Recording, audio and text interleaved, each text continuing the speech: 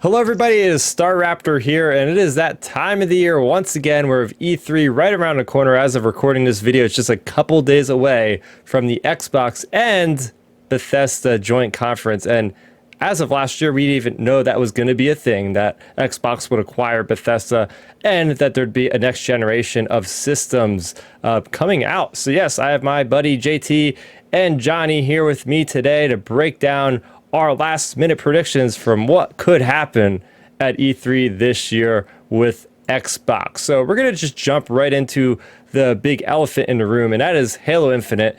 Came out with the gameplay reveal last E3 or whatever we want to call that, just the July presentation for Xbox. And well, we knew that there was a little bit of polish that needed to happen with the game before it came out. And well, Bungie decided to, or not Bungie, 343 decided to hold it back an entire year.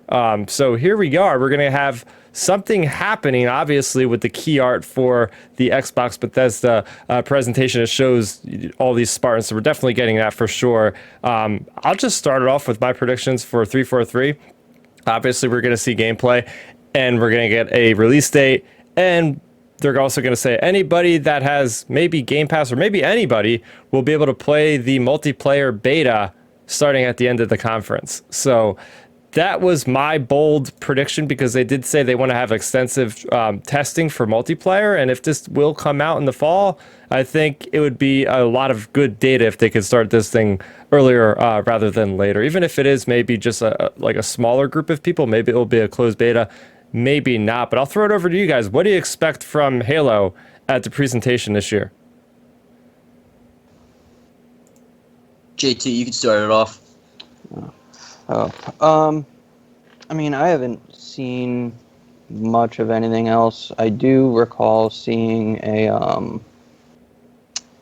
like a little screenshot or screen capture of maybe multiplayer armor, but it definitely did give off a Halo Reach feel with the armor. So considering it's 343, if they're gonna lean towards that for the multiplayer, that's definitely that's a sign of improvement. Oh yeah. What about you, Johnny?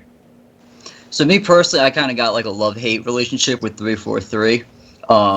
Personally, I think they kind of butchered the stories, the single player, which I feel like Halo is really strong and good at. But I think they did the multiplayer actually really well with 5, especially the Warzone. Oh yeah. Wasn't a big fan of like the cards or anything like that. But gameplay wise, I thought they really hit the nail on the head with that.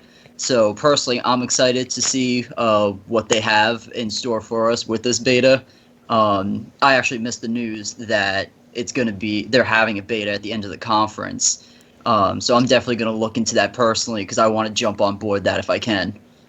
Oh, that was my speculation. I think it will happen. It's not confirmed, but that is me just saying, like throwing out to the wind, like, yes, let's get some multiplayer. That'd be like a nice zinger. Like, like, oh, and one last thing, you can play the beta starting at the end of this conference. Like that I think that would be like a really cool thing that would go off really well. And let's talk about the multiplayer for just a little bit. Obviously, since the last Halo, there's been a lot of development in the multiplayer space of games, and it all started with Fortnite, then Apex Legends, and obviously got Call of Duty Warzone out there. Do we think there might be some kind of iteration of maybe some kind of Battle Royale-esque mode in Halo? You also mentioned, Johnny, about Warzone, which I really did enjoy, like the PvP mixed with the PvE kind of gameplay there. Do you guys even think Halo even warrants having a Battle Royale, or should it just stick to its roots? I'll throw it over to JT on this one. I hope not. Obviously, Fortnite and Warzone and Apex are still incredibly popular on Twitch and for streamers because those sort of games are just conducive for streaming and it's good for their business. However, I think the time for big battle royales has come and gone. Battlefield tried it and it flopped. I mean, I I think it's time for battle royales to phase out and move on to something new. Yeah, yeah, I hear you on that, but here's another thing that kind of makes me think. They did announce officially that Halo's multiplayer would be free to play. We know that Xbox recently got rid of Xbox Gold requirement for any of their free to play games. Like you used to have gold to play games like Apex Legends or Fortnite.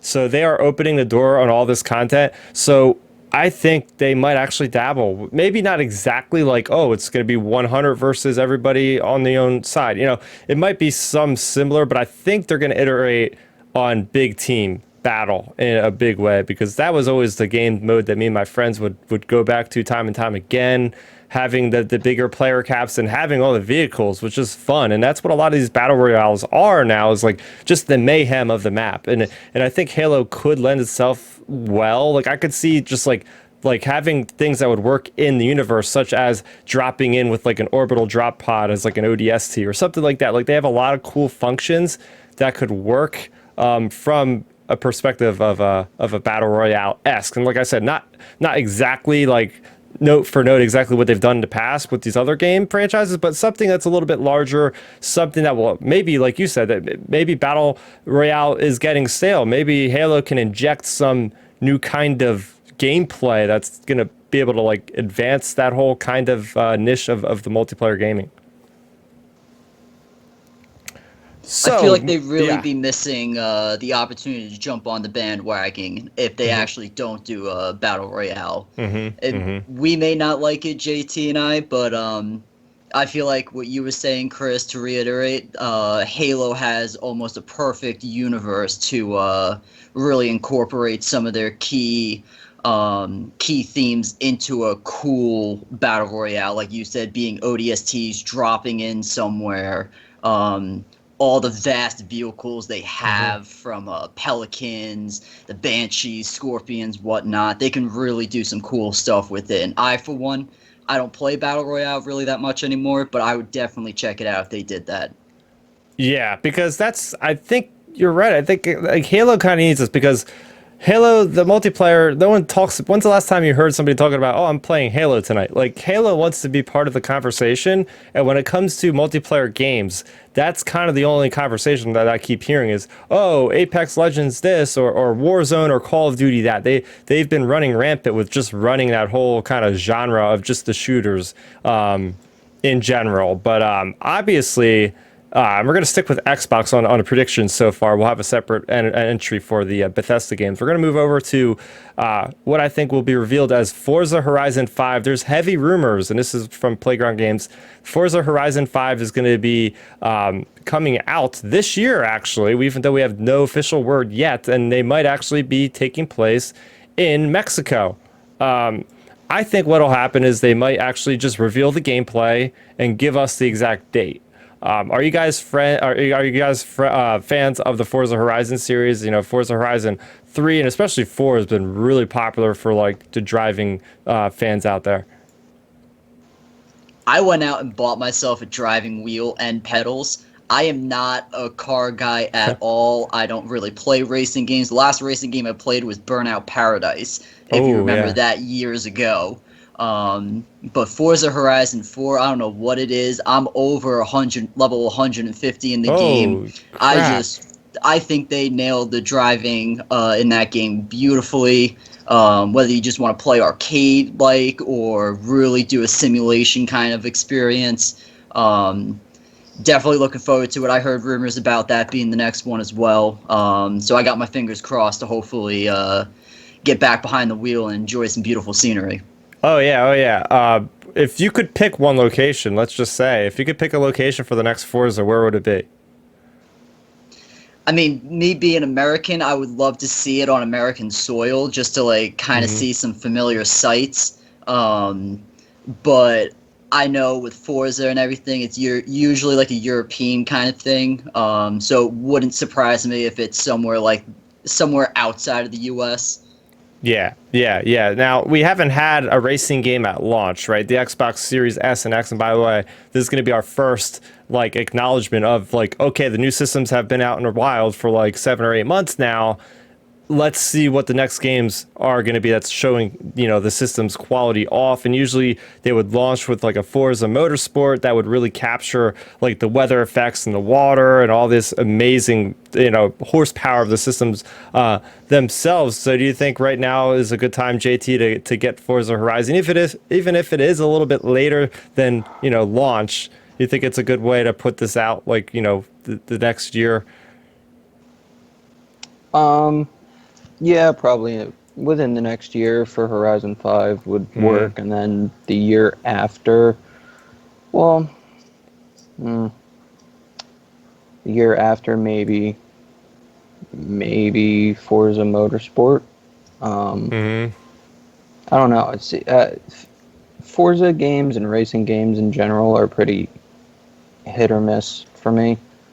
I don't really stick to one. I don't stick to any single franchise through, all of the releases. I kind of just try them here and there. Horizon 4 was good. It was fun for a while till I got bored of it, and I haven't touched it in like a year. But I could see value in Horizon 5 coming out. Yeah, within the next year. Yeah. And actually, you mentioned the Motorsport. So obviously, we have two different developers working on two different Forza franchises. Now, Motorsport is from Turn 10 Games, and they are the ones that really always come out like the day and date release of the systems, and they show the concepts of everything. So they did give us like an official acknowledgement that those games are still being developed. And I say games, but I think it's going to be a singular entity. There's talks around out there in the ether saying it's going to be more of a live service game. Like think of like, just Destiny 2 or something where it keeps iterating upon itself. Maybe it'll get expansions, something like that. I'm thinking that this won't be coming out this year, but maybe a 2022 release could be for the Forza Motorsport, with, like you said, JT, like having Horizon come out this year, then maybe following up with Motorsport. That could be really good for Xbox to just generate a lot of cash, man, because you come out with, a car, different kind of car, like every month. People would pay money for it. Of course, this would be on Game Pass, but then they would generate more money through microtransactions or something, or some other way of they're earning them. So I think that could be the way to go, as we do see a lot of these Xbox games are launching in the Game Pass. They always want to monetize some other ways, maybe. Speaking of Playground Games, this is a big one. Do you guys think we'll see anything about Fable this year? Anybody? Well, we got the little bit of a tease at the forget what the event was. I don't even remember the name. Yeah. Yeah. But they gave us a little bit of a tease. They've confirmed it's a thing. Maybe like it seems like a reboot of the whole series. I don't know if it'll go to the very beginning of the story or if it'll be a continuation. But I was never huge into Fable. I played 3 a little bit when it was the big thing. But outside of that, it's... Yeah. I could live with it. I could live without it. Have you ever played the original Fable? You said 3, but what about the original? No. Oh, that was the best one. That's probably why you didn't care so much about it. I wasn't into those kind of games at that age. So. Yeah, Johnny, did you ever play the original Fable? So JT actually only played the third one. I only played the second one. And don't get me wrong, I absolutely loved it. But that's the only one I played. Recently, I tried to play the third one because I saw it's backwards compatible. Yeah. But that did not age well at all. So unfortunately, I had to give up on that. And like JT said, I wasn't really a huge fan of the series. I can live with it. I can live without it. But definitely interested to see what they do with it nonetheless. Because I do have fond memories of playing the second one years ago. Mm-hmm. Yeah, that was fantastic how we got the reveal. People have been crying for a new Fable for years, because if you think about it, we never got a single Fable on the entire generation of the Xbox One hardware. So it's like, okay, it is time to get us Fable. And what better? I mean, it was developed by Lionhead Studios originally, which is no longer a thing. So it's interesting that Playground Games is created because, as we said, they're the same creators of Forza Horizon, who do such a great job when it comes to the weather changes and stuff. So I could just see it now, how beautiful whatever this Fable is going to be called, even if it's just called Fable, like it's going to be a reboot. But at the very least, I would hope to just see like even like concept designs and stuff, because yeah, we see in the cinematic trailer, but it really isn't telling us anything. I think it's still too early to see gameplay. I think a lot of the time Xbox doesn't want to like reveal their gameplay stuff for their games until like the year it comes out, and I don't think it's going to be even coming out in it might come out at the end of 2022, but I think that might even be a little bit too early. But a game that is actually going to be coming out imminently is Psychonauts 2 from Double Fine, and this is one of those games that, I think it's kind of flying under the radar. It's made by a AAA developer, but it's a game. The original game is vastly underrated. It is such a fun psychedelic experience platformer that I think Microsoft really needs right now, because I mean, as we're recording this, we have Ratchet and Clank Rift Apart. That's coming out on PS5, and it's getting rave reviews already, and we don't really have that kind of thing on there. Ratchet and Clank.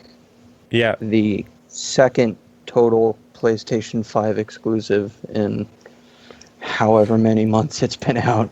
Yeah. Well, I mean, the same could be said for Xbox. Granted, they have the Medium, which is kind of going to be out there for everything else, it seems like. But I mean, I think Psychonauts, this could be another big splash, kind of like I was saying, that big moment where they're like, oh yeah, we have a Halo multiplayer, you could play it right now. I think they might actually do the same thing with Psychonauts 2. Like, they'll show a really cool trailer and be like, if you have Game Pass, you can download it right now. Like, I think that game, because it got leaked like on the Xbox store, like people were able to like somehow pre-download it. So obviously, if it's like already embedded in Xbox, like they're imminently going to launch this thing, and why not make a bigger splash?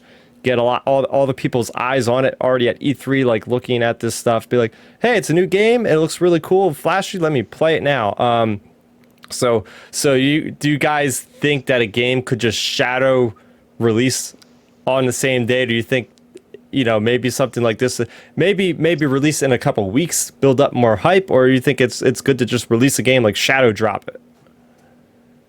I think shadow dropping a game like this might be good, like you said, shortly after they show it off, stuff like that. Just because, like you said before, it's a game that definitely flew under the radar. I've never played Psychonauts before. I've always heard things about it, but it's always flown under my radar. So this new one's something I feel like I definitely want to check out, but my interest, I'm not going to be interested in it for long. So once I see some footage or stuff on it, I'm definitely going to need to play it sooner than later, because otherwise it's just going to go right under the radar for me. Yeah, have you ever played Psychonauts before, JT? I've not played the original one. I had it downloaded on my Xbox for a while, but my backlog of things I've been playing is just so long. I know. I got rid of all this. I got rid of most of the stuff that I wasn't playing, and I mean, it's all on Game Pass. I'll just download it again if I want to play it. But anytime Tim Schafer and Double Fine team up, I'm happy to check it out. Oh yeah, Brutal Legend is one of my all-time favorite games. So, and that's one I downloaded and I never played through. Yeah. Speaking of Double Fine, this is going to be one of my crazy, just random speculations that I have no, meaning of, or rumors or anything. I think Double Fine, if they're going to make a Banjo and Kazooie 3, which people have been shouting from the rooftops for freaking close to a decade, I think Double Fine would be a really good developer. As we said, they just have that quirky, kind of twisted, fun psychedelic humor with Schaefer behind the wheel. I think he could actually really create something interesting, because we know Rare is so packed on all the stuff they're making. Rare is making Everwild, they're making Sea of Thieves. I think they're probably working on something else even. So to kind of relieve stress on Rare, I think Rare, maybe they'll kind of give the keys over to Double Fine, because we don't know what they're working on after after Psychonauts 2, so it could very well be a new IP or something. I think that like something as simple as like a 30-second teaser trailer of just Banjo and Kazooie just running through the wilds, I think would just be one of the highlights for the entire E3, not just for the Microsoft conference. It definitely has a large following. Unfortunately, I'm not part of that following. I never really played them as a kid. And now I did try to play one of them on the rare replay. And I think it's just, I don't have that nostalgia for the games. Yeah. But I definitely am aware of how many fans are out there for the series. And I think if they were to do something like that, they could really make a lot of money off the game. Oh yeah. Oh yeah.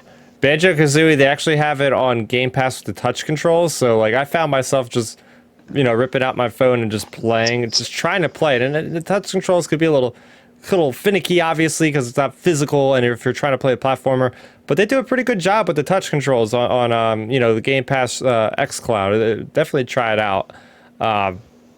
Another game that can be launching in a console actually is the Microsoft Flight Simulator that came out last year on during the summer, around this time actually, I think, for PCs only. Very, very high powered game, because this, I actually played it. I had it downloaded, but it's like 170 gigs. It's a huge file, but it uses like data from, I think it's like Bing Maps or something like that, to like realistically render the entire globe. You can go to any airport, like 30,000 airports, and just fly anywhere. I actually flew over my house and like actually seen like my mom's car and all this stuff over there. It was crazy.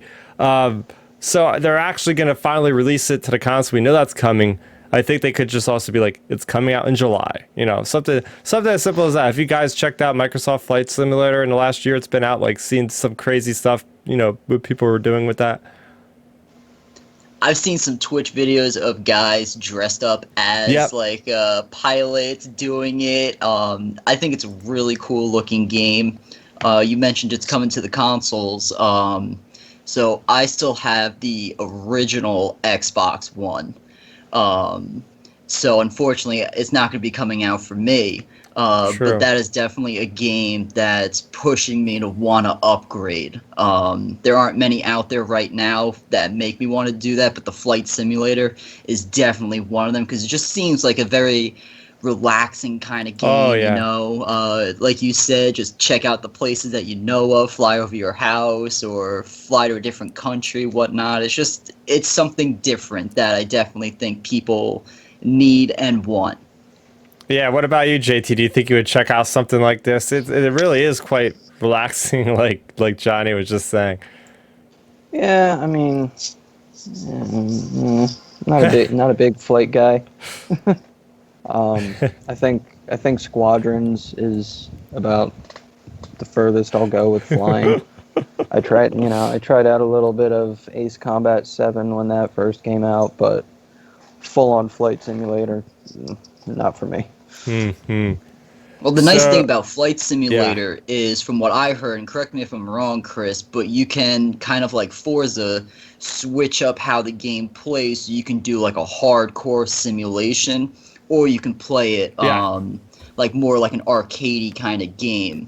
So it's not. I feel like there's a little bit for everyone there. You can just play around, have fun for a little bit, or really, like the guys on Twitch dressing up as pilots, you can really go all in for it. Yeah, no, there is an extensive training camp, or whatever you want to call it, training tutorial. That took me like several hours just to get through, because I kept crashing the plane. And it's not as easy as it looks, let me tell you. Or just even trying to take off, like the plane would go up, it would come right down and smash it. I would have to restart. Like everybody would be dead. Whoops. Are any of you guys State of Decay fans? Definitely. I was a big fan of the first one, and the second one as well. It's a lot of fun. Did you see the trailer for the third one that came out last year? I remember seeing the trailer. but it was kind of just a cinematic trailer, right? Yeah, Yeah. with the girl with the deer, the zombified deer. Yeah. So I'm interested. I'm definitely interested in seeing it. The only problem I have with State of Decay is it's good for a little while, but then it just feels extremely repetitive.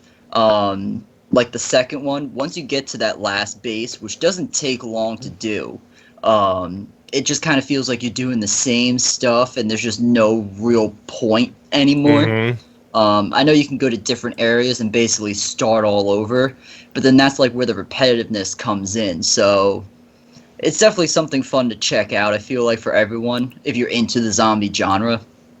Um, but it's never been a game that Yeah. stays on my hard drive. Yeah. So I heard, like, I don't know if it was the second game I guess they were trying to develop for it. Is their initial plan was to make it more of like a live service, like MMO type game where like every person you would see would literally be a real person essentially. And I know they just couldn't get around to working out the engine to be able to handle all that, but that's like their aspirations for what they want the franchise to be. If this ends up being like a current gen, Xbox Series S X, I would definitely think that there would be enough horsepower at this point to be able to pull something off like that, especially with the internet, infrastructure with the streaming and everything that we have now. I think more than ever, it's the right time for that. So I think Undead Labs, I really hope the game will be like that because, again, Xbox is really doing a great job when it comes to these live service games. Like Sea of Thieves is killing it. Had a little bit of a rocky start, but it's killing it. And it, like I said, if Forza Motorsport ends up being like a live service game, Forza Horizon is sort of like one because you see people driving around. So I think they definitely got the horsepower and the backing of Microsoft to be able to pull their vision off. But I don't think this thing's coming out anytime soon, honestly. I think this is going to not even give us... If they show it to us, they'll probably have like one of those like dev doc, like behind the scenes, like... And they can't even show you that like they're in the studio anymore because obviously the pandemic. So I don't even know how they're going to do that sort of thing anymore. I show like the design of the thing on the computer monitor itself, I guess. But do you have any experience with the State of Decay franchise, JT? Never really played the first one that much. I've the zombie thing is just so overdone at this point. Yeah. But I messed around with State of Decay 2 a little bit, actually fairly recently, within this past calendar year. There was a that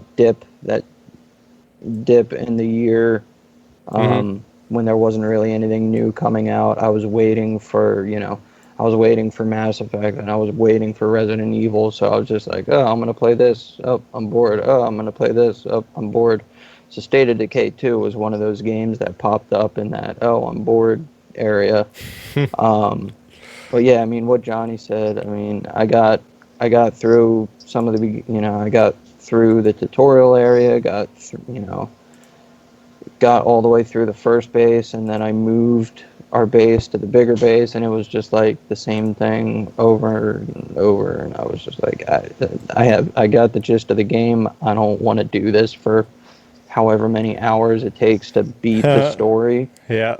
So I was just done with it at that point. Yeah, it can be hard because now there's more games coming out than ever. Even if even with the pandemic happening, we know there's a lot ahead of us. So it's kind of hard to be stuck on a game that feels grindy when you can go to another game like that day that can be more satisfying in certain ways.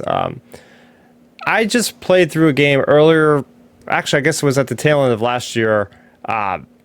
That was something made by Compulsion Games. And the game is escaping my mind at the moment. But it was an exploration type game, and you're going around. It's like a roguelike type of game.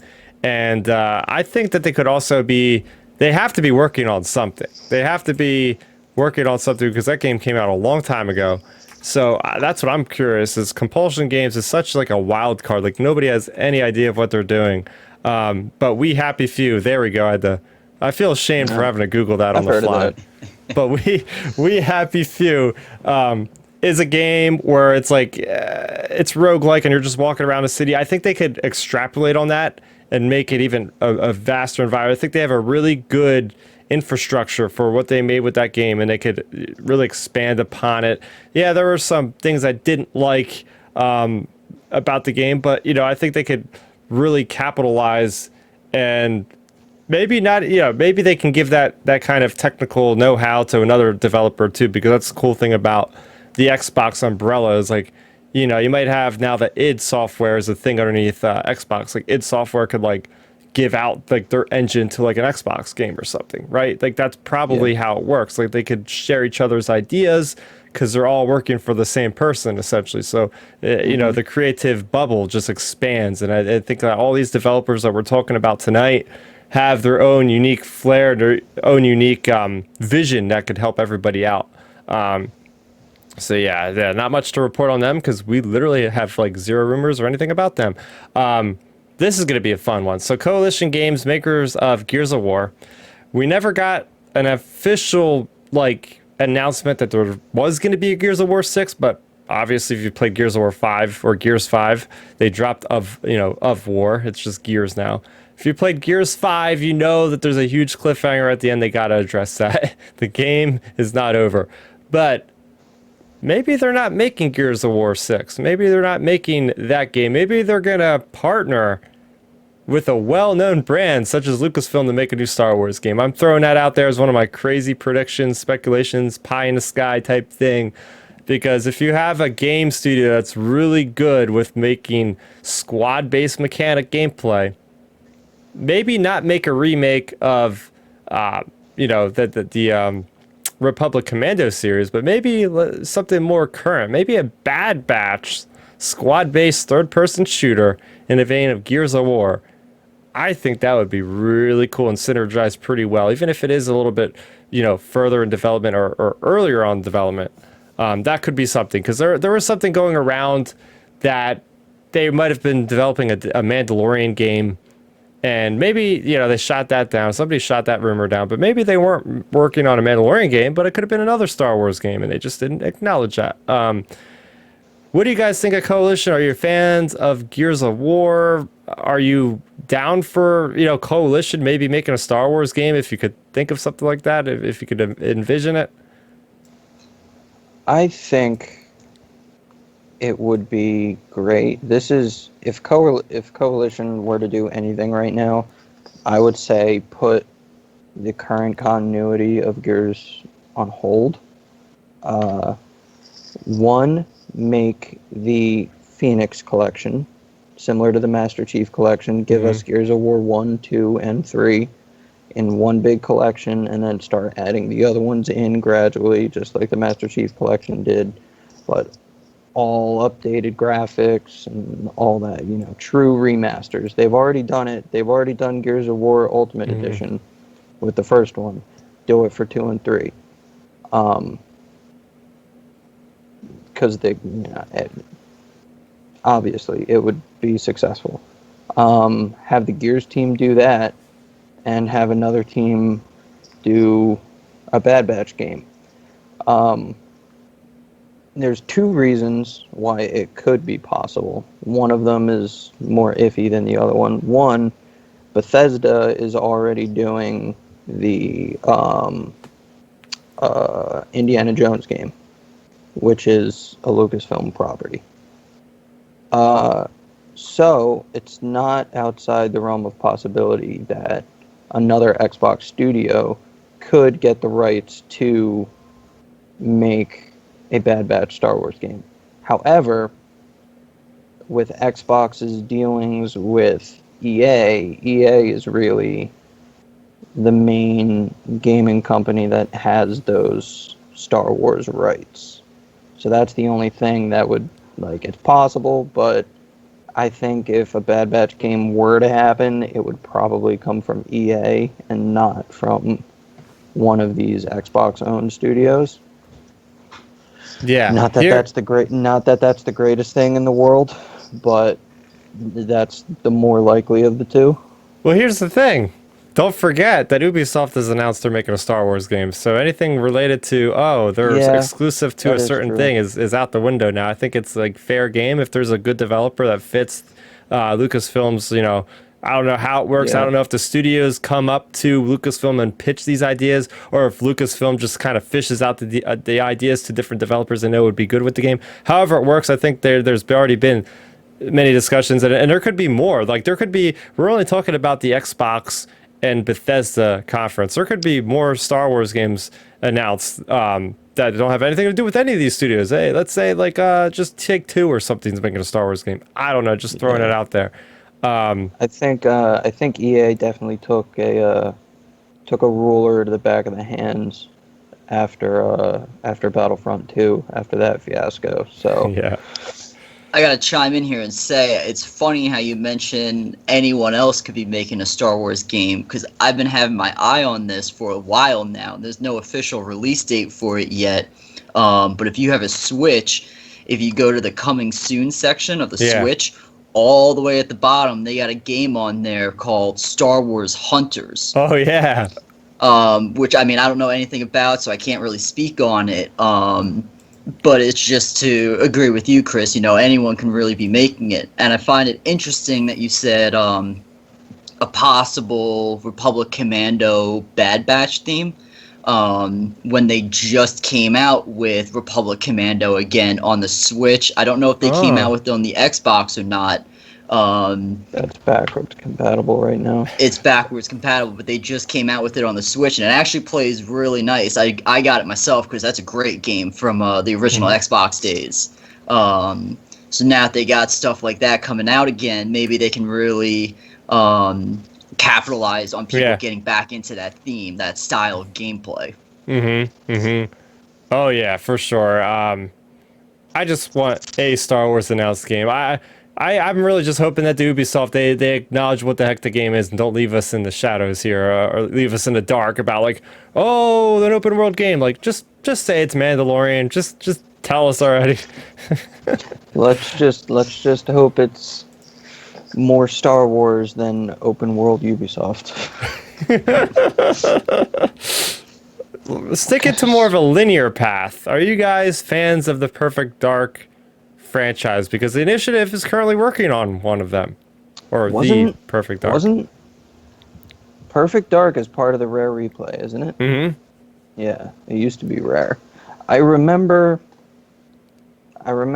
in the old days of G4 watching Cheat, and there being segments on there that I think it was Perfect Dark 0.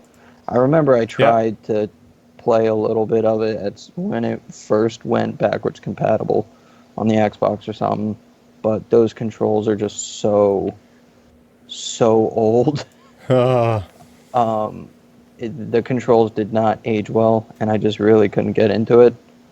But what has the initiative done? What have they been doing? They're doing a reboot. They're doing a reboot of the game, and it's all based on eco-terrorism or something they call it. So the cinematic is out there. They revealed the cinematic during the Game Awards back in December. So I think we could see first gameplay reveal this upcoming Sunday at the event, but I don't think it's going to release until either late 2022 or probably like early 2023 or something. I've never played a Perfect Dark game, by the way. That came out, I think, right around the time on the N64 as GoldenEye, and just everybody preferred GoldenEye, I think, for the most part. So that's what I played. Yeah. Yeah, I've never played Perfect Dark myself either. I've seen it on the Rare Replay, but I never gave it a shot. So if I do try it out, I'll be going into the series completely blind. Yeah. Which isn't necessarily a bad thing, though, either. Exactly. I'm just disappointed because the initiative, oh my gosh, this studio is getting hyped so much because they're like, this is a quadruple A studio. It's like, what the hell is a quadruple A? You know, like, is this game going to be that epic that it warrants them to just create their own category for themselves? Like, what is this? And then it's just a simple, well, not simple, but it's based on a franchise we already know. Like, I was really, really hoping that this would be a new IP for Xbox, brand new from the ground up. And, you know, I might be speaking too soon because I haven't seen gameplay. This could be amazing. But I feel like Xbox does have a lot of shooters. It does have a lot of RPGs, as we'll talk about later on. So I don't know. I don't know. How do you guys feel about that? Do you think they need any more shooters, or you think they should maybe invest more in, I don't know, any other genre besides those two I mentioned? And racing? Shooters are just the thing now, you know. As we've mentioned before, it's nice to take some breaks with the racing or the flight simulator. I personally am a fan of the shooter genre, but just trying to look at it from like kids and stuff like that nowadays, like that's all they see, that's all they Yeah, want to play, you know, true. between Call of Duty, Fortnite, whatnot. That's what keeps their attention. So why change something when you're getting the attention and the money that you want, you know? Yeah, yeah, true, true, true. Something that's definitely going to look unique for the Xbox will be Everwild from Rare. Now, we've seen this game for like 2 years in a row, and we still have no freaking clue of what it actually is. It looks beautiful, looks unique, unique graphics there with the art design, very bright, like biofluorescent kind of luminary type of graphics. I think they're going to show us like a gameplay demonstration. I think this is finally the third time is a charm.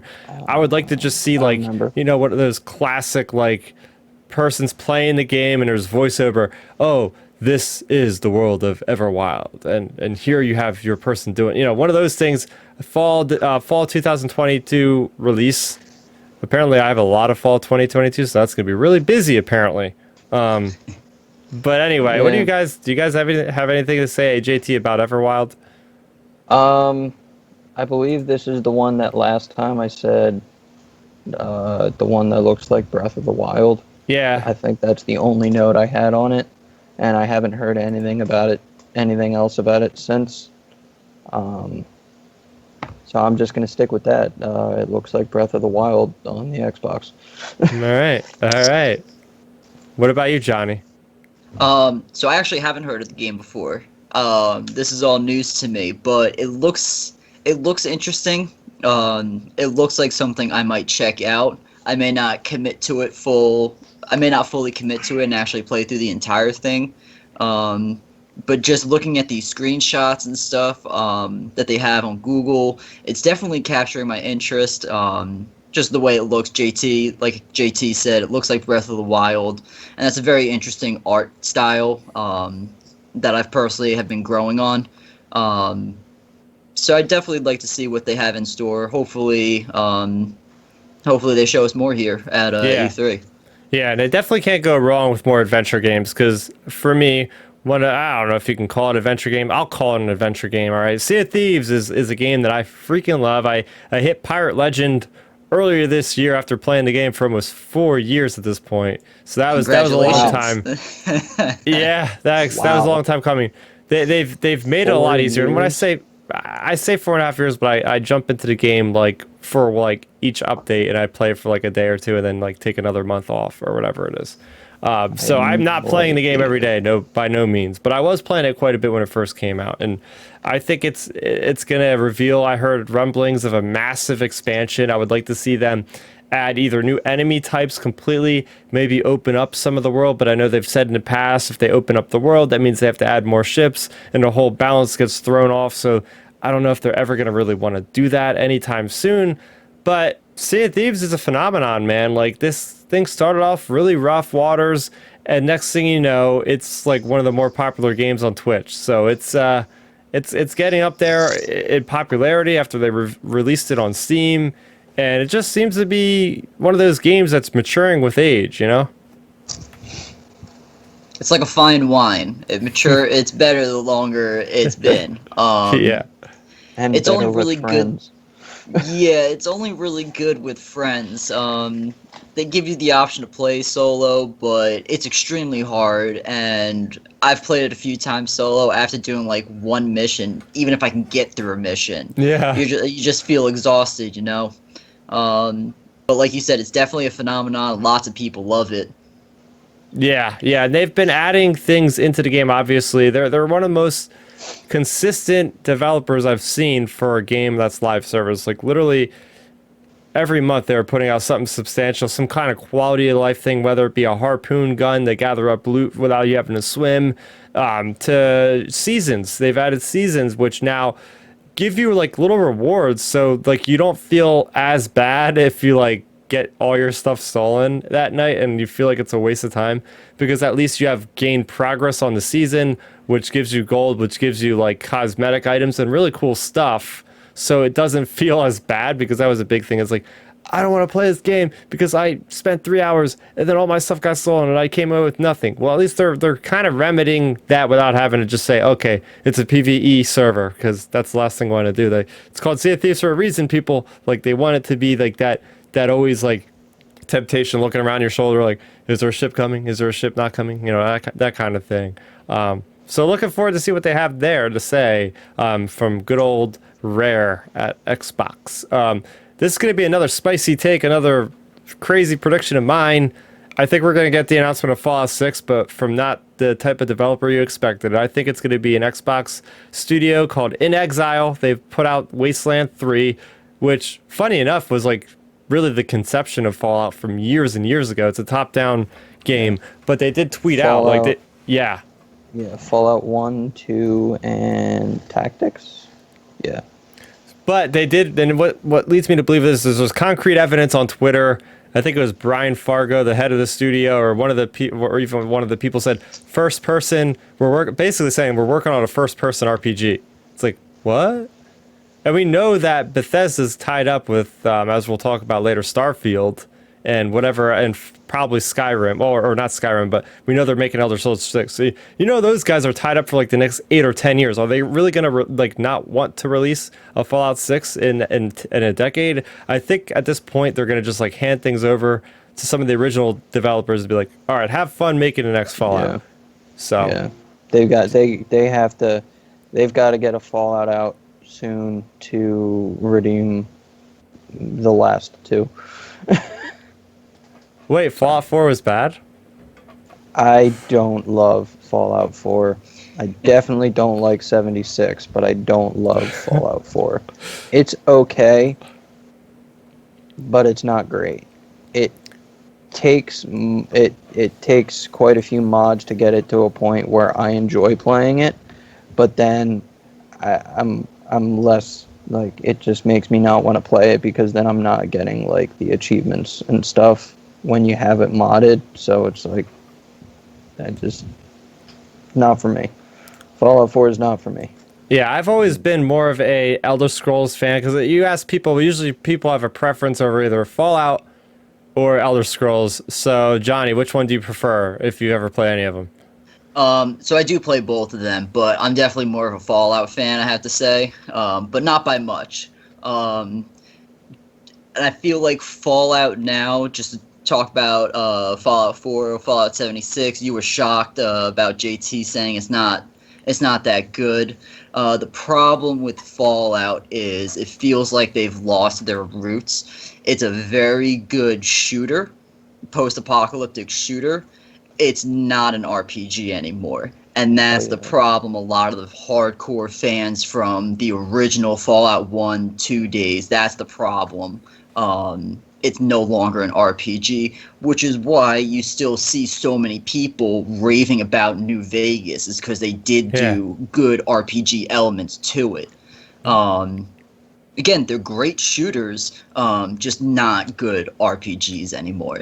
Gotcha. And you mentioned Obsidian. We are going to be talking about them right now. We'll just talk about them right now, because we already have them on the subject. Obsidian, makers of Outer Worlds. I heard rumblings that they might even announce Outer Worlds 2, which would end up being Xbox exclusive, because they've just secured the rights from, I guess, 2K or whoever it was before, that they'll just be... Yeah, I think it was 2K. Yeah, so they're going to be able to make Obsidian 2, but I mean, guys, they just put out some DLC like a couple months ago. Do you think they could already announce Outer Worlds 2 this soon? They may. I don't think they should. I think if Obsidian's going to do anything, they should double down and make sure that Avowed is as good as it can possibly be. I went into Outer Worlds with a lot of hype, Yeah. And I think that the world of Outer Worlds is great. I think the dialogue and the humor, that dry humor, I really like, but the gameplay was lacking a little bit, Oh. especially for an Obsidian RPG, which is a similar issue that, again, Fallout has been having. Which I'll harken back to that for a second. The reason Fallout 4 is so sour for me is Fallout 4 is the last game I have ever pre-ordered a physical copy of and gone after work, waited in line to get it, got home, waited for it to download, and I started playing, and I was disappointed that night. Dang. Yes. So, Ouch. that's my bias. Yeah. But as far as Obsidian with the Outer Worlds, like if they're going to improve on the gameplay and the RPG mechanics, sure, great, go for it. But if they're just going to make the same game with like different planets and a new story, I think their time would be better spent on Avowed. Well, yeah, and you say that, but we have to also realize that they actually have multiple teams. So we know they have a team working on um, the one game called Grounded. It's still in early access, by the way. It's like, when the heck is that game Is getting that out of game Obsidian? preview? Oh, That's I guess that Obsidian. is Obsidian. It's a very small team. I think it's like 20 or less people. Obviously, Avowed would be the bulk of their studio. I don't know if we're gonna see gameplay of it though. I I don't don't know. know. I think we'll see a game doc. They'll maybe show like concept art and maybe some like early 3D renderings and talk about how vast this world is and how big this project is and how happy they are with Xbox letting them create their own IP. Well, like one of those, maybe not generic, but you know what I mean. Like one of those things you would Yeah, expect where they don't have yeah. actual stuff.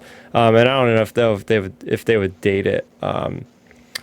Gunning into our last first party studio here for Xbox, let's talk about Hellblade 2. So Hellblade 2 was like the first next gen game showed off. I think it was like 2 years ago. And I was a little bit late on this game. I decided to jump in last year and I was very happy I did because I seen all the hype was about this it almost feels like a PlayStation game, right? It's like very mature, very dark, kind of like God of War or like The Last of Us. It's got that feeling. Like this is like Xbox's like PlayStation game essentially. Like that fits into that Yeah, criteria. You know what I mean? yeah. I'd, yeah. Um, I'd probably put it more in a category with something like Heavy Rain, True. if we're gonna go that way. I did jump into Hellblade a little bit. I tried to play it. It does have some very adult themes with schizophrenia, mental illness, that sort of thing. Um, However, I couldn't get through it just with the gameplay. Like I'm all for a relaxed game, but like this is the original Hellblade. Just for me, was not enough gameplay, Yeah, I some of the guess. puzzles got hard. I'll be honest. Like some of those puzzles, I was like so close to looking online. What do I have to do to just get by this stupid barrier? I just need to get out to the other side. But I liked, like you said, about the schizophrenia and everything with mental illness. But the fact that it makes you like wear the headphones or Yeah, the strongly suggest headphones, that. yeah, you can like you can hear all the Yeah, different whispers and voices, and it was yeah. striking. It was really cool. Did you play this one, Johnny? I have not. It's actually on my list of things to play. I'm still trying to get through a little bit of my backlog first. Um, but I have heard nothing but good things about the game. So I'm Yep. very interested in trying it out. And now that they're coming out with the second one, I may wait until that comes out just so I can go from one to the other back to back. Yeah. But it's definitely something I want to check out and play. Yeah, it was really powerful, and what it did was create a game experience that doesn't have to be 10 plus hours long. You could beat this game in one weekend easily. just a couple hours a night, boom, you can have this thing done by Sunday night. It's probably like between 6 to 8 hours long. It really didn't take that long. It's very linear. There's no real exploration. It's just very straightforward, but it grips you, man. It's great stuff. So leading into Bethesda, this is the really cool thing is now that Xbox owns Bethesda, they have like 23 something studios technically. So the first big one that we know we're getting, or at least why wouldn't they show this, is Starfield. It's like on the banner for the promo of this whole event. Starfield, I think we're gonna get first gameplay reveal. Well, we're gonna get first gameplay reveal. I can almost guarantee that. And I'm gonna just say it's coming out this year. I think it's gonna be like one of those huge reveals like they would Fallout 4, where they're just like, and it's coming out this fall. Like, wait, what? We just seen the gameplay now. It's already coming out. I think they've been working on this game for much longer than a lot of people think. So I think it's going to be something else. This is going to be like what everybody's talking about. Do you guys think there's any way in hell this thing could come out this year? My first instinct would be to think that if it's going to come out this generation, it's gonna come out with the like I guess like the halfway point consoles, I guess you would say. Like how we went from the Xbox One to the One S and the One X, right? So we have the Series S and the Series X now. Whenever we get to the 0.5 version of this generation, I think is when we're probably going to get something like that. And maybe that's when they're going to drop Avowed too. Like, who knows? Yeah, what about you, Johnny?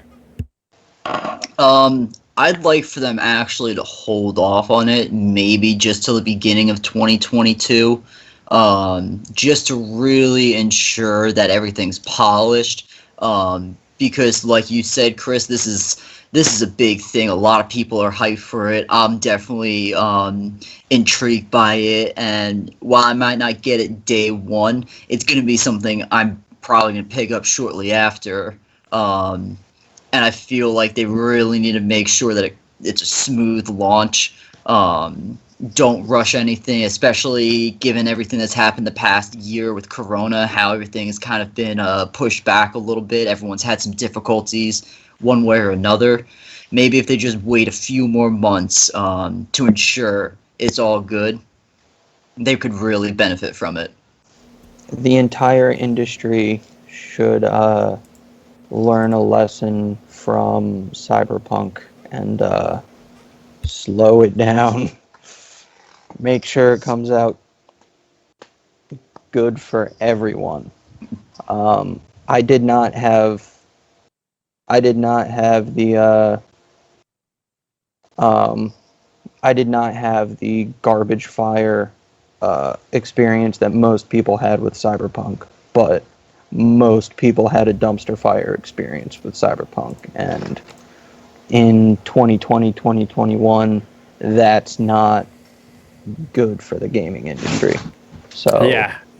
Regardless, even taking out the equation on if it's polished or not, looking at the release window, where this could be almost released on top of Halo Infinite, which is, the biggest game that Xbox wants to promote. And I don't know if they really want to have like two massive games vying for that mind share of the crowd, even though that most Xbox gamers will probably have Game Pass, that, they probably just would get both games anyway. It's just which one do they want to play first, which is kind of a cool problem to have, right? So yeah, we'll see. I mean, if not, I think it'll definitely be in by the beginning or like by the middle of 2022. It'll probably be out. Getting into more of the games here, another studio from Bethesda is Machine Games. And this was a big surprise. They announced that they're making an Indiana Jones game. I think we're going to see gameplay. I think it'll be out in 2022, and they'll announce that it's an Xbox exclusive. I think this will be kind of like, oh, if Sony can have Spider-Man, well, we can have Indiana Jones kind of thing, We'll see. I'm thinking more Sony can have Uncharted. We're gonna have Indiana Jones. Uncharted Jones. yeah. And I know, Johnny, you said you wanted to see something else from Machine Games, correct? We talking about Wolfenstein 3? That we are. Oh yeah, I was gonna say that. It wasn't Yup. Machine Games are the ones who make Wolfenstein. Mm-hmm. Yup. There's a big hole in the story. I don't know if you've played the Wolfenstein series at all, Oh. Chris, but the story, we go from Wolfenstein 2, where your wife is pregnant, to Youngblood, where you already had the kids and they're full-grown adults killing Oh yeah, Nazis yeah, just yeah, like yeah, their yeah. dad. Um, so it runs in the family, clearly. um, but throughout that game in Youngblood, they keep making references about what BJ did before that wasn't in the second game. So Oh. I don't want to spoil anything for you, Chris, or anything like that, but they definitely need to touch up on these things. And I have a feeling this might be the final one in this series, unfortunately. But at the same time, that might mean that this is going to be better than the other three. It better Yeah. at least be better than Youngblood. Youngblood really Hey, disappointed me. I wanted to hey, throw my controller a few times across the room because, like, I don't know what was. It felt like it was rushed. Obviously, just like the map design and everything about it was like, I don't understand why I'm dying to these stupid things. Like, where do I have to go? The idea was cool, doing the co-op like that, the leveling up system, whatnot. It was there, you could see it. It just didn't come together all that well. JT and I played it together the whole campaign, and I think at points we really did have a lot of fun doing it together. But I know, at least for myself, I can say that there were definitely some times where it was really frustrating, or just it just kind of felt repetitive. You're doing the same things in just like a different area. Yeah, yeah. Another game company here is Arcane, the guys that made Dishonored, and they're also putting out, which is kind of weird, like a timed exclusive PlayStation 5 game right now. Did you guys hear about that whole conundrum? No, I did not. Kind of like how they do with Tomb Raider, because Tomb Raider used to be timed Yeah, exclusive for Xbox, if I'm not yeah, mistaken, right? yeah. It's called. This game is going to be called Deathloop, and it's like rewinding time and stuff like that. So that's interesting. But yeah, I would like to see them work on a new game, specifically for Xbox. Dishonored was a great game series. I don't know if that's ever going to continue. I still have to play two. Are you guys fans of Dishonored? I think the first one is one of the best stealth games I've ever played. Mm-hmm. Um, I think two goes a little overboard and gets a little too open, and I can't think of the word. It's a little overwhelming jumping into two, expecting it to feel like Dishonored, right? And then you jump into two, and it's like, oh, whoa, big open, Oh, it. I mean, I've interesting. heard it's good. It's just I don't have the time to sink into, Yeah. relearning a game that's in a series that I already know all about the first one. You know, Mm-hmm. Mm-hmm. Mm-hmm. Yeah, it's definitely something to think like if they can meld, because Arcane also made the Prey reboot, if I'm not mistaken. That I have not played yes, they either. did. Yes, they did. They have multiple studios. I know they have one in like in France or something, and another studio as well. So they could be working on multiple projects as they're finishing up Deathloop. One final run from Bethesda. ZeniMax Online, they're the makers of Elder Scrolls Online. I feel like every time we have a Bethesda conference, they're talking about an expansion for Elder Scrolls, which is great. I mean, I don't play the game at all, but I think it's always a safe bet that they're going to have somebody talking about that game. So that's just like a given. And I mean, I was thinking about jumping in because I know they're putting out an Xbox Series optimized game version. So just to check it out, I might just try it since it's on Game Pass. We'll see. Definitely recommend checking out Elder Oh, Scrolls Online. oh, okay. I used to play it a few years ago, pretty heavy. I joined up with some Oh, random like group. Um, the PVE is all right. It's pretty much your typical MMO kind of experience. The most fun I had with the game was when you went to the arena and you hmm. actually did the PvP. Oh, where you would raid other people's castles, Oh, trying to take down the walls, open the gates, steal their Elder Scroll. whoa. It's a lot of fun, but you need a lot of people to play with, or at least find a group of guys that that can communicate. Um, so if you ever decide to play it, I'll definitely jump back in with you. It's good. It's good to have, like, again, these multiplayer games that are all different facets that you have these 23 studios. We didn't run through each one, but we were just talking about all these Xbox studios and just the wide breadth of genres they have, you know, from platformers to racing games to lots of shooting games to lots of RPGs. And they even have some third-party tie-ins that are coming out. Like we have The Ascent, which is a top-down cyberpunk universe. Not literally a cyberpunk universe, but it's a cyberpunk aesthetic game that's like Diablo with guns. That's coming out actually in July. 12 Minutes is a game that has a star-studded cast of James McAvoy, Daisy Ridley, and the guy that plays Green Goblin in the Spider-Man movies. What's his name? Willem Dafoe. That's him. Yeah, so it has 3 huge actors and it's like a time loop indie game. That's gonna be really cool. Tunic is a one-man game that's been in the loop in the news for like 6 years. The guy does the entire game by himself. It's insane talent to be able to make an entire game by yourself. It's like a top-down like Zelda game. People have been super hyped about that one. We also have Stalker, which is Stalker 2, I believe. It's actually, It's I think not it's the gonna. second one. Oh, it isn't? No. I believe, and I may be mistaken here, but they already have at least 3 titles out. Oh. Yeah. Because the second one is called, if I'm not mistaken, Clear Skies or something Skies, I believe. The first one's Shadows of Chernobyl. I know that. Okay. Yeah, I mean, I'm gonna check it out. I mean, if it's on Game Pass, I'll at least give it a download and play it for a few minutes.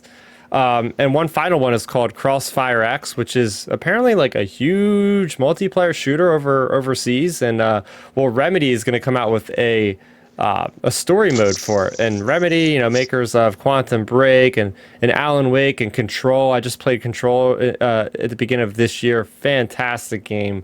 So I'll be checking out Crossfire X when it comes out later this year. I think they'll have a release date for it to be out later this year. And the last things I want to talk about is obviously one of the biggest thing about Xbox, one of the biggest splashes they've made in the last year or two is Game Pass. And I think there's going to be so many big Game Pass announcements. I was already messaging you guys in the chat earlier today about a certain one that I'm going to bring up here.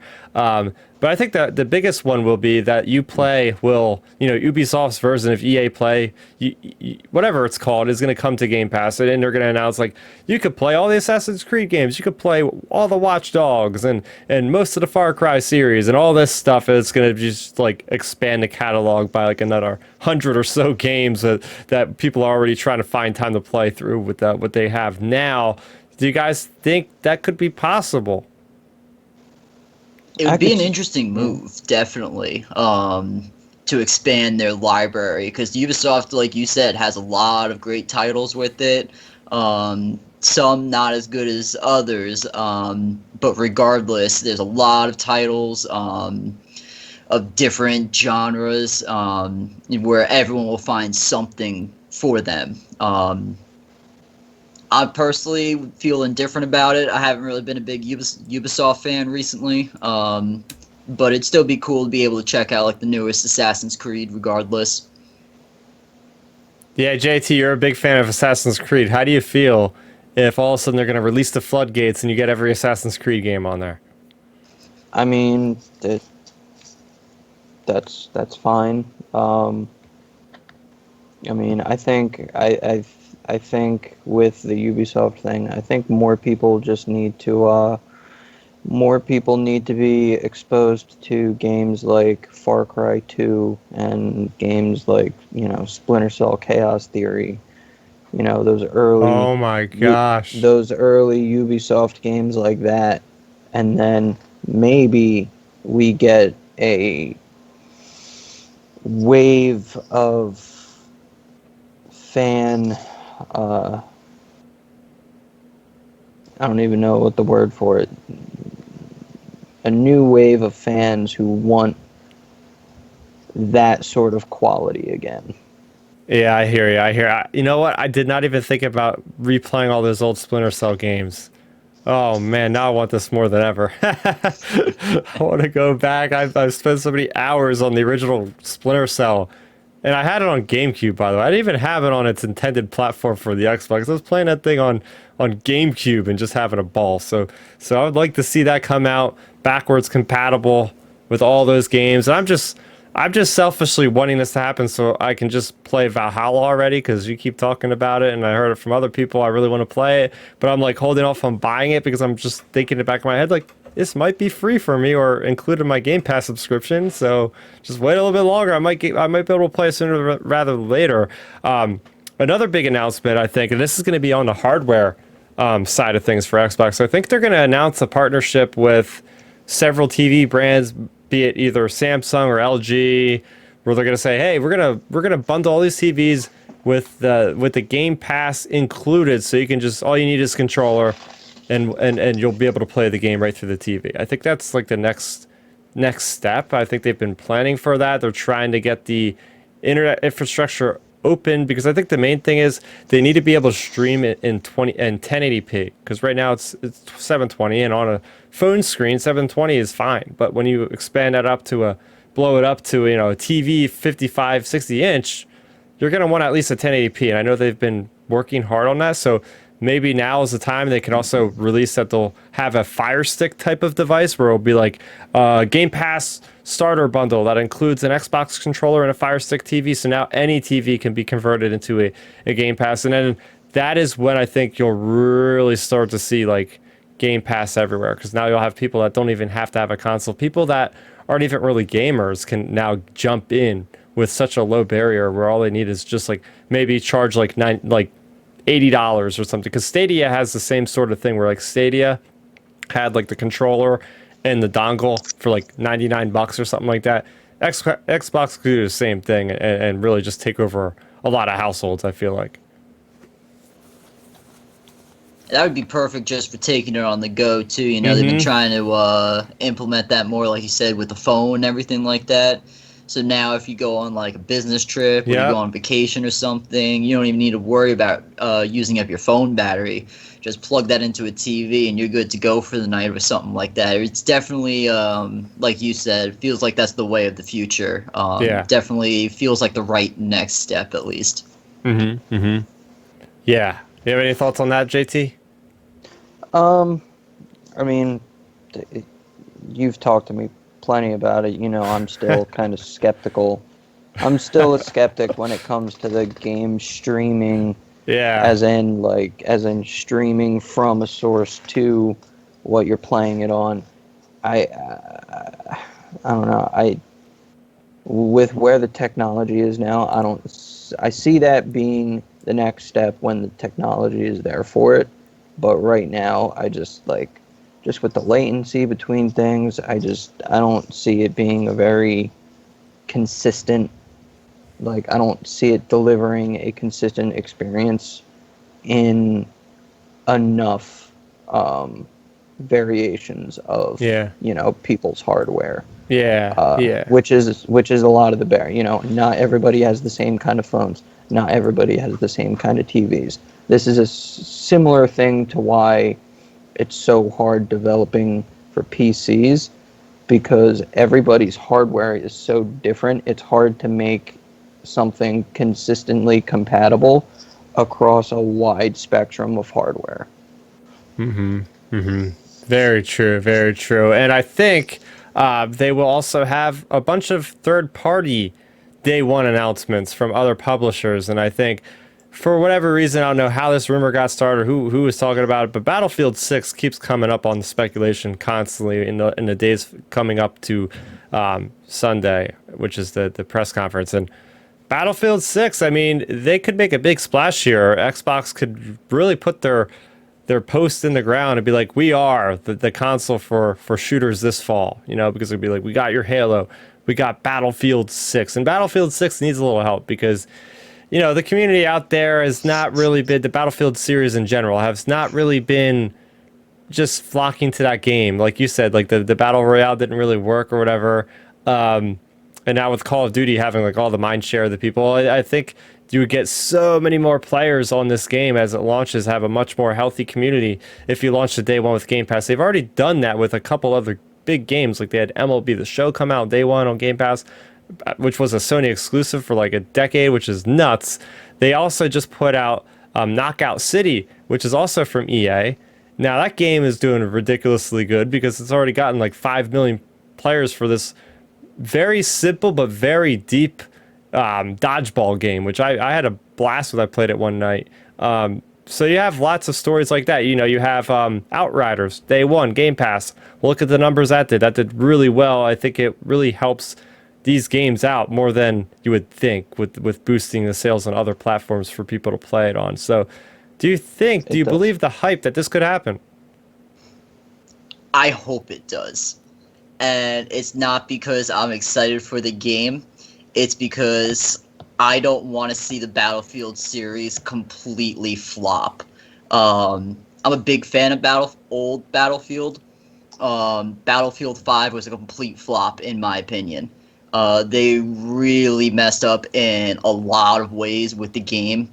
Even to this day, you know, I tried downloading it not too long ago, playing it, and it was just, I can't do it anymore, kind of thing.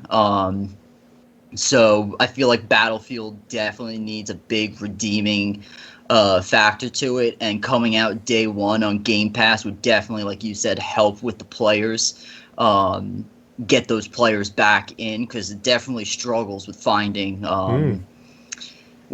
full games. Really, you can find them, but it's nothing like it used to be. You can definitely tell the game in itself is dying.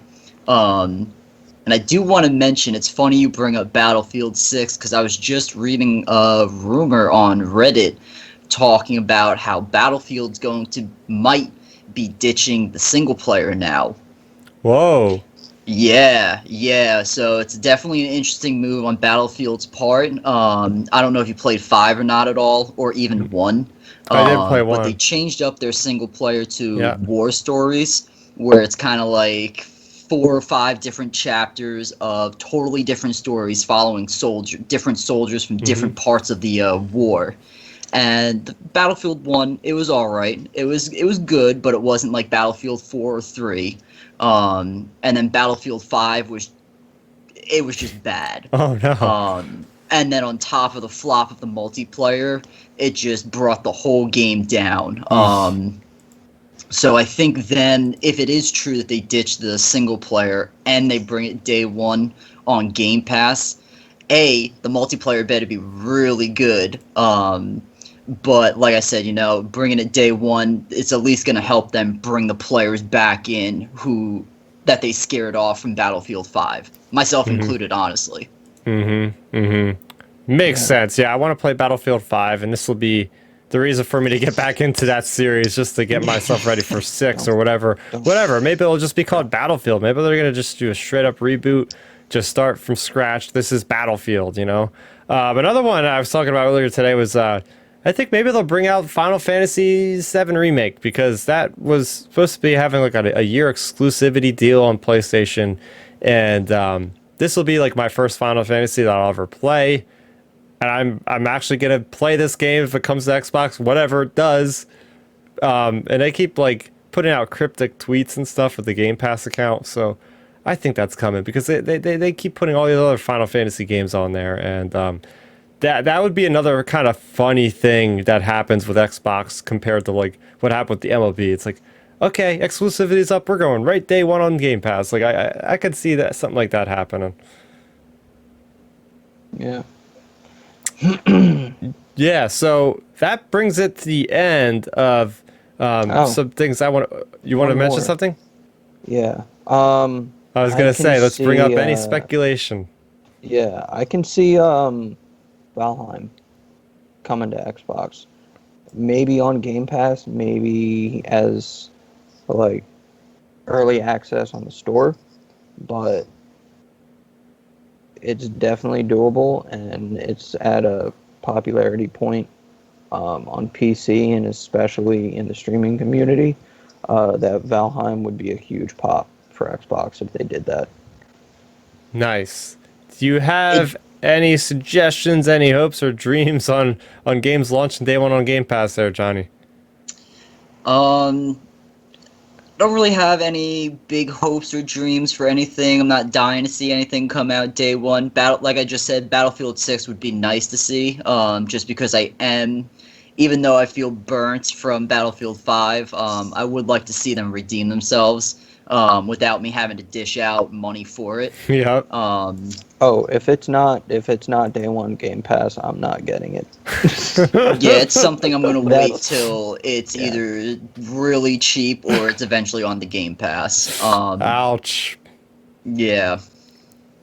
But the interesting thing JT was mentioning Valheim, and I know we're just talking about Xbox here, but Valve is going to be at E3 this year, which I think is a very interesting move on their part since they're not normally there. So there might be I've been reading possible partnerships with Valve and Xbox there. And if that's the case, maybe we could start seeing more of these PC exclusive games coming over to the Xbox console, because Oh. we just got Rust on Xbox a month ago, maybe. Yep. So it'd be interesting to see what Valve has in store for us at the conference. I got my fingers crossed for a Half-Life 3, but we all know they can't count past 2. Right? So true. They'll just make subtitles forever just to keep on going with that. Unless you guys have any other speculation or any other theories or predictions on what could happen, that's all I got. Well, We're just gonna have to wait and see, I guess. there may be some a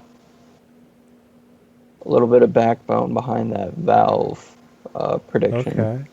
Because looking back, back in the 360 and PS3 era, when the Orange Box came out, it actually came out in October of 2007, and it didn't come out on the PlayStation 3 for another 2 months after that. Just 2 months? That is so weird. Why would they only be held back 2 months? I have no idea. But I don't. That's Yeah. what happened. I think what could happen. What could happen though is they could make a deal with Game Pass to where like Game Pass could be embedded in Steam somehow, because that's the one criticism I know people do not like the Windows Store, and people do not like the Xbox Game Pass PC like portal, whatever you want to call it. Yeah, So- the Windows 10 integration is not user friendly. Yeah. So I could see them maybe partnering with Xbox to like, hey, if you want to play our PC games on Steam, you can access them now with Game Pass without needing to go through another browser or launching window or something like that. Yeah, like sign in to your Xbox stuff on Steam and have Game Pass integrated on Steam. Yeah. Yeah.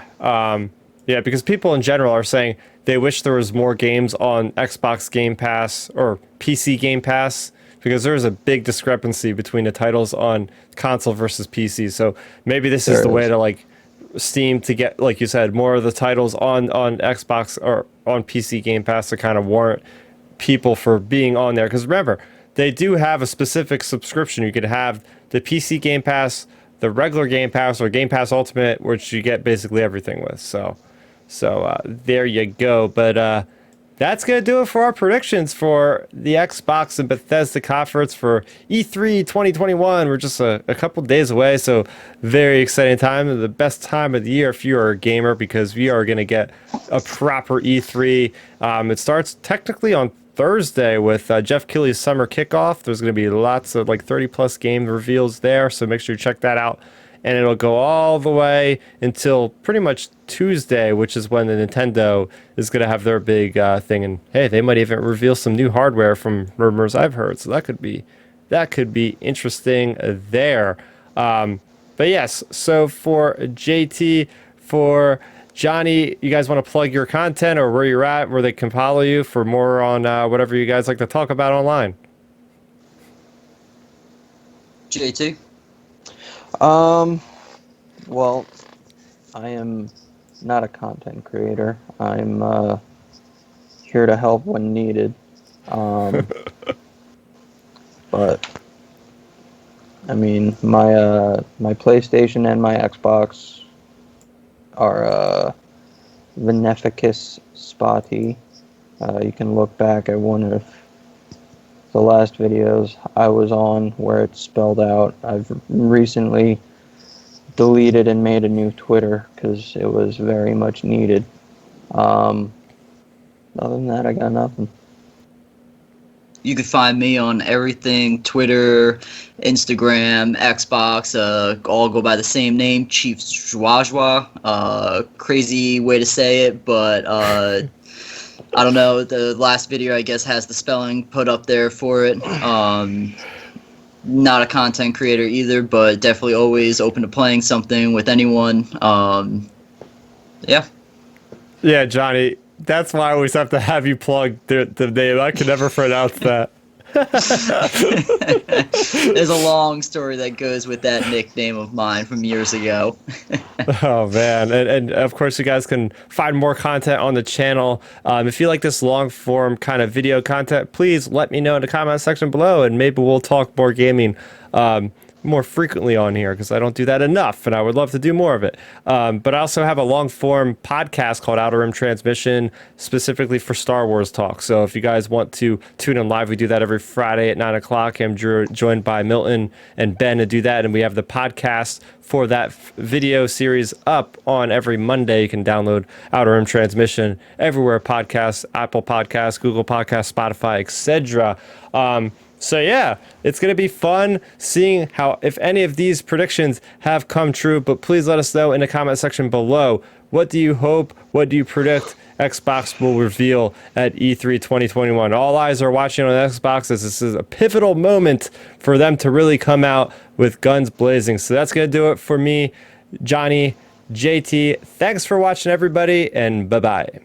Thanks for checking out the video. Please hit that thumbs up symbol. It helps me know that I'm making content that you guys enjoy. And if you enjoyed this video, I also include 2 videos down below you guys should check out. And please consider subscribing to this channel. It helps support me, and it notifies you guys of when I get new videos up on the channel. You can also contact me on Twitter, Facebook, and Instagram at Starrapter.